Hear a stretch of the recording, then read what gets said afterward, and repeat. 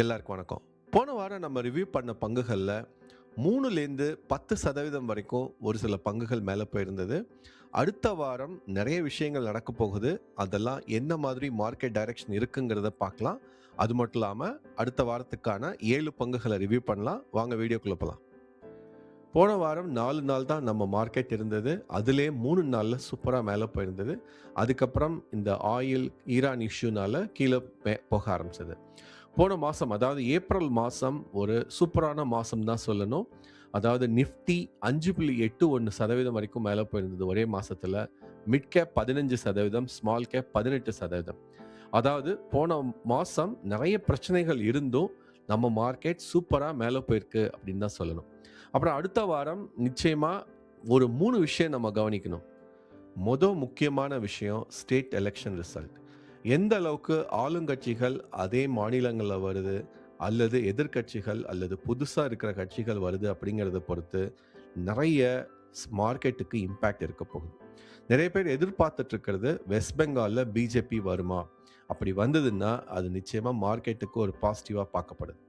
அப்புறம் மார்க்கெட் இந்த மாரி மேல போனாலும், அதாவது ரிசல்ட் பொறுத்து மார்க்கெட் மண்டே மேல போனாலும், செவ்வாய்க்கு அப்புறம் புதன்லேருந்து இந்த ஈரான் வார், க்ரூட் ஆயில் பிரச்சனைகள்னால திரும்ப நெகட்டிவ் ஆகறதுக்கு வாய்ப்பு இருக்கு. ஸோ 3வது முக்கியமான விஷயம் குவார்ட்டர்லி ரிசல்ட்ஸ், அதாவது 4த் குவார்ட்டர் ரிசல்ட்ஸ் நெறைய கம்பெனிகள் அடுத்த வாரம் பிளான் பண்ணியிருக்காங்க. அதுபடி எந்த அளவுக்கு பாசிட்டிவா அவங்களோட மொமெண்டம் இருக்கோ, அத பொறுத்து மார்க்கெட் சியர் அப் பண்ணும். அல்லது ஒரு சில பங்குகள் மட்டும் அல்லது செக்டார் பங்குகள் ரொம்ப கீழ போறதுக்கும் நெறைய வாய்ப்பு இருக்கு. ஸோ, அதனால கொஞ்சம் சரியான மிக்ஸ்டு வீக்கா இருக்க போகுது. ஆரம்பத்துல சரியா மேல போயிட்டு, அதுக்கப்புறம் கீழ போறதுக்கும் நெறைய வாய்ப்பு இருக்கு. போன வாரம் நம்ம ரிவ்யூ பண்ண பங்குகள்ல ஒரு சில பங்குகள் ரொம்ப அதிகமா மேல போயிருந்தது. அதுல கோல் இண்டியா, ஹிமாத்ரி, வெல்ஸ்பன் 3மே சும்மா பட்டைய கிளப்பியிருந்தது. ஐஏஎஃப்எல் கேப்பிட்டல் க்ளோசிங் பிரைஸோட பார்த்தா 3% நெகட்டிவா தெரிஞ்சாலும், செவ்வாய், புதனுக்குள்ளே பார்த்தீங்கன்னா, ஐஏஎஃப்எல் கேப்பிட்டல் ஒரு 3% வரைக்கும் மேல போயிட்டு, அதுக்கப்புறம் 6% கீழ விழுந்திருந்தது. அதனால தான் நெகட்டிவா காமிக்குது. பட் ஒரு 1 ஆர் 2 டேஸ்லயே பார்த்தீங்கன்னா, போன வாரம் எல்லா பங்குகளுமே சூப்பரா மேல போயிருந்தது. 6 பங்குகள்ல மினிமம் 3%, ஹிமாத்ரி பார்த்தீங்கன்னா 10%, கோல் இண்டியா 8%, வெல்ஸ்பன் 7% மேல போயிருந்தது. ஒரு நல்ல ஸ்விங் ட்ரேடரா இருந்தா இந்த மாரி 7லேருந்து 10% ஒரு வாரத்துக்குள்ள நம்மால ப்ராஃபிட் புக் பண்ண முடிஞ்சாலே போதும். பட் இயர்லி பார்த்தீங்கன்னா, சூப்பரா நீங்க அக்யூமுலேட் பண்ண முடியும். ஸோ, ஸ்விங் ட்ரேடிங்க பொறுத்தவரைக்கும் என்ட்ரி, எக்ஸிட் ரொம்ப முக்கியம். அதே நேரத்தில ப்ராஃபிட் புக்கிங்கும் ரொம்ப ரொம்ப முக்கியம். ஸோ, ஏதாவது ஒரு சில பங்குகள் மட்டும் தான் இந்த 52 வீக் ஹைக்கு க்ளோஸரா இருக்கும். இப்போ பார்த்தீங்கன்னா, கோல் இண்டியா, ஹிமாத்ரி 2 அந்த மாரி தான் இருக்கு. அந்த மாரி இருக்கும்போது ஹோல்ட் பண்ணி, வெயிட் பண்ணி, அதுக்கப்புறம் புக் பண்றது நல்ல விஷயம். ஆனா, இந்த ஐஏஎஃப்எல் கேப்பிட்டல் மாரி ஒரு சில பங்குகள், அது 52 வீக் ஹைல இருக்காது. ஒரு 20, 25% வரைக்கும் அதுக்கு கீழ தான் இருக்கும்.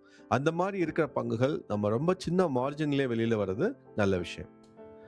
அகைன் இந்த வாரமும் நான் பெருசா நம்ம queryல சேஞ்சஸ் பண்ணல.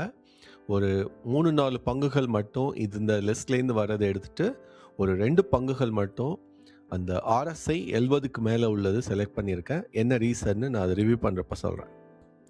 நம்ம ஸ்டாண்டர்ட் queryக்கு 21 கம்பெனிகள் வந்தது. ஒரு சிலது நான் அவாய்ட் பண்ணியிருக்கேன். பார்த்தீங்கன்னா, வாடெக், வாபாக்லாம் அவாய்ட் பண்ணியிருக்கேன். இருந்தாலும் அது அடுத்த வாரம் தொடர்ந்து மேல போறதுக்கு நெறைய வாய்ப்புகள் இருக்கு. அதே மாரி நேஷனல் அலுமினியம் 400 சொச்சத்திலேருந்து 399க்கும் கீழ வந்திருக்கு. ஸோ, அது அடுத்த வாரம் என்ன ஆகுங்கிறது நம்ம பொறுத்திருந்து தான் பார்க்கணும். அதே மாரி தான் எல்&டி, மத்த பேங்குகள் எல்லாமே நான் கொஞ்சம் அவாய்ட் பண்ணியிருக்கேன். ஆனா, அடுத்த வாரம் அதெல்லாம் மேல போறதுக்கும் வாய்ப்புகள் இருக்கு. அடுத்த வாரம் நான் முக்கியமா கவனிக்க போற ஃபர்ஸ்ட் பங்கு டைம் டெக்னோபிளாஸ்ட். ஸோ, இப்போதைக்கு ஒரு 193ல கிடைச்சாலும், இது நெறைய வால்யூமோட அதிகமா மேல போறதுக்கு நெறைய வாய்ப்புகள் இருக்கு. என்ன ரீசன்னு சொல்றேன். இப்போதைக்கு இதோட வேல்யூவேஷன் படி ரொம்பவே லுக்ரேட்டிவான ஒரு ஆப்பர்ச்சுனிட்டியா பார்க்குறேன். இது ஒரு ஸ்மால் டூ மிட் கேப் கம்பெனியா இருந்தாலும், ரொம்ப அதிக பொட்டன்ஷியல் ஃபியூச்சர்ல இருக்கிறதுக்கு நெறைய வாய்ப்பு இருக்கு. டைம் டெக்னோபிளாஸ் போன வாரம் ரொம்ப சூப்பரா மேல போறதுக்கு முக்கியமான காரணம், 250 லிட்டர் ஹைட்ரோஜன் சிலிண்டர் மேனுஃபேக்சர் பண்றதுக்கு இவங்களுக்கு அப்ரூவல் கிடைச்சிருக்கு. அதே மாரி ஒரு 15 நாள் முன்னாடி சிஸ்டோவர்ஸ் பிரைவேட் கம்பெனியை 76% ஸ்டேக் இவங்க வாங்குறதுக்கு அப்ரூவல் கிடச்சிருக்கு. ஸோ இதெல்லாம் வந்து ரொம்ப முக்கியமான ரீசன். இதுக்கு முன்னாடியே மணி கண்ட்ரோலில் பார்த்தீங்கன்னா போன மாதம் கடைசியில் மோதிலால் ஒஸ்வால் இதை வந்து ரெக்கமெண்ட் பண்ணியிருந்தாங்க. டார்கெட் 250 வரைக்கும் 280 வரைக்கும் சொல்லியிருந்தாங்க. ஸோ இது எல்லாமே கலந்துக்கட்டு பார்த்தீங்கன்னா ஒரு நல்ல ஆப்பர்ச்சுனிட்டியாக தோணுது. இப்போ தான் இதோட வால்யூமும் நல்ல ப்ரைஸோட பிரேக் அவுட் ஆகுது. ரெண்டாவது கம்பெனி பாலு ஃபோர்ஜ் இண்டஸ்ட்ரீஸ். இது ஒரு ஸ்மால் கேப்பாக இருந்தாலும் இதோட ஃபண்டமெண்டல்ஸ் ரொம்பவே இன்ட்ரெஸ்டிங்காக இருந்தது. அப்புறம் போன வாரம் கரெக்டாக ஒரு ப்ரைஸ் வால்யூம் பிரேக் அவுட் இருந்தது. வால்யூம் பார்த்தீங்கன்னா 6லேருந்து 8 லட்சத்துக்குள்ளே இருக்கிறது ஒரே நாளில் 20 லட்சத்துக்கும் மேலே இருந்தது. ஸோ பெருசாக கடன் கிடையாது. பெக் ரேஷியோ, பி ரேஷியோ எல்லாமே இன்ட்ரெஸ்டிங்காக இருக்குது. ஆர்ஓஇ, ஆர்ஓசி, இபிஎஸ் எல்லாமே ரொம்ப நல்லா இருந்தது. அதனால் அடுத்த வாரம் நான் கவனிக்க போகிற இன்னொரு முக்கியமான company Balu forge. Pharma stocks கொஞ்ச நாளாகவே கொஞ்சம் ரீபவுண்ட் ஆகிட்டு வந்துட்டுருக்கு. அதில் இன்னொரு ஸ்மால் டு மிட் கேப் பார்த்திங்கன்னா ஆர்த்தி ஃபார்ம் லேப்ஸ். ஸோ போன வாரம் ஒரு நல்ல வால்யூம் பிரேக் அவுட்டோட ப்ரைஸ் மூவ்மெண்ட் நல்லா இருந்தது.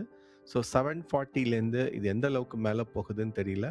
ஸோ இது எனக்கு வந்து பெருசாக இதை பற்றி பேக்ரவுண்ட்லாம் அதிகமாக தெரியாது. இருந்தாலும் அடுத்த வாரம் நான் கவனிக்க போகிற முக்கியமான கம்பெனிகளில் இதுவும் ஒன்று. ஷிப்பிங் கார்ப்பரேஷன் அப்புறம் ஜிஇ ஷிப்பிங் ரெண்டுமே கொஞ்ச நாளில் நல்ல மொமெண்டமோட மேலே போயிட்டு இருந்தது. அதில் முக்கியமாக GE shipping almost all time ஹையை டச் பண்ணிடுச்சு. இப்போ திரும்ப வந்து அதை ரீபவுண்ட் பண்ணி அந்த புது ஆல் டைம் ஹையை டச் பண்ணதுக்கு நிறைய வாய்ப்புகள் இருக்குது. ஸோ ஃபண்டமெண்டல்ஸ் ரொம்பவே நல்லா இருக்கிற ஒரு கம்பெனி. இந்த recent Strait of Hormuz issue அப்புறம் ஷிப்பிங் சம்மந்தமான காஸ்ட் இதெல்லாம் பேஸ் பண்ணி தான் இது ரெண்டுமே மேலே போயிட்டுருக்கு. ஸோ இது இன்னும் தொடர்றதுக்கு வாய்ப்பு இருக்கிறதால அடுத்த வாரமும் இது 1591 டச் பண்ணுறதுக்கு நிறைய வாய்ப்பு இருக்குது. ஹிமாத்ரி ஸ்பெஷாலிட்டி கெமிக்கல் வர்ற வாரத்திலேயே இதோட 52 வீக் ஹையை டச் பண்ணிடும். நிச்சயமாக இதோட ஆல் டைம் ஹையும் இந்த மாதத்திலே டச் பண்ணுறதுக்கு நிறைய வாய்ப்புகள் இருக்குது.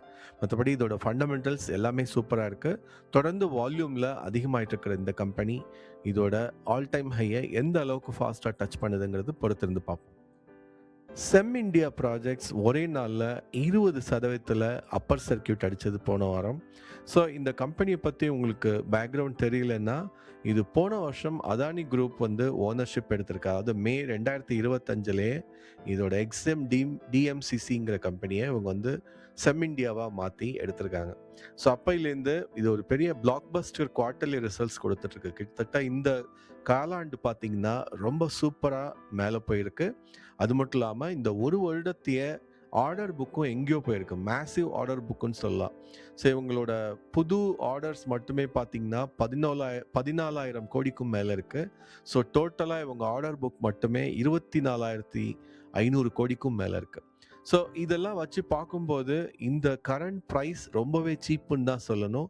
இது கூடிய சீக்கிரம் 944 ரொம்ப ஃபாஸ்ட்டாக டச் பண்ணிடும் அப்படிங்கிறது என்னோட எதிர்பார்ப்பு. டெக்னிக்கல் சார்ட்ஸ் எடுத்து பாருங்கள்.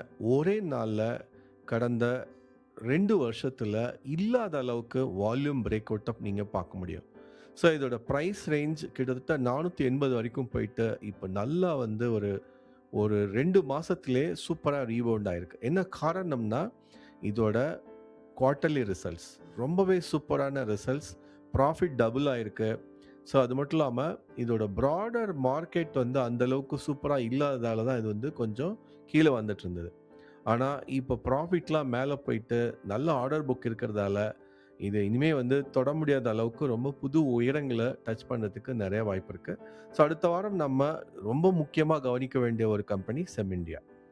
போன வாரம் பம்பராக சூப்பராக மேலே போன கோல் இண்டியா இந்த வாரம் இதோட 52 வீக் ஹையான 491 டச் பண்ணுமா அப்படிங்கிறத நம்ம வெயிட் பண்ணி பார்க்கணும்.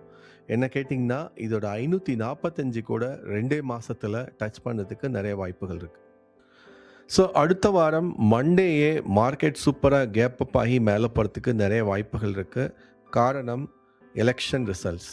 ஸோ அதுக்கப்புறம் டியூஸ்டேக்கு அப்புறம் அது ஸ்டெபிலைஸ் ஆகி வெனஸ்டேலேருந்து திரும்ப ரிவர்ஸ் அடிக்கிறதுக்கு நிறைய வாய்ப்பு இருக்குது. ஸோ அதெல்லாம் வந்து இந்த ஈரான் ஆயில் இஷ்யூவை பொறுத்து இருக்குது. அது இல்லைன்னா மார்க்கெட் தொடர்ந்து அடுத்த வாரம் மேலே போகிறதுக்கும் நிறைய வாய்ப்பு இருக்குது. ஸோ இருந்தாலும் இப்போதைய சுச்சுவேஷன் ஐடி கம்பெனிகள் தொடர்ந்து சரிஞ்சு வந்துட்டுருக்கு. அது இப்போ அடுத்த வாரம் கொஞ்சம் ரீபவுண்ட் ஆனாலும் ஸ்ட்ரென்த்து கிடைக்கும். அதே மாதிரி தான் பேங்குகளும். இது ரெண்டுமே மேலே போனாலே மார்க்கெட் சூப்பராக சேரப் ஆகிடும். ஸோ இதெல்லாம் நடக்குமான்னு பார்ப்போம். ஸோ மற்றபடி நம்ம டிஸ்கஸ் பண்ண எந்த ஸ்டாக்கும் பை செல் ரெக்கமெண்டேஷன் கிடையாது. உங்கள் ரிசர்ச் பண்ணுங்கள், நல்லா டீட்டெயிலாக அனலைஸ் பண்ணிவிட்டு அப்புறம் இன்வெஸ்ட் பண்ணுங்கள். All the best. Thank you for your support.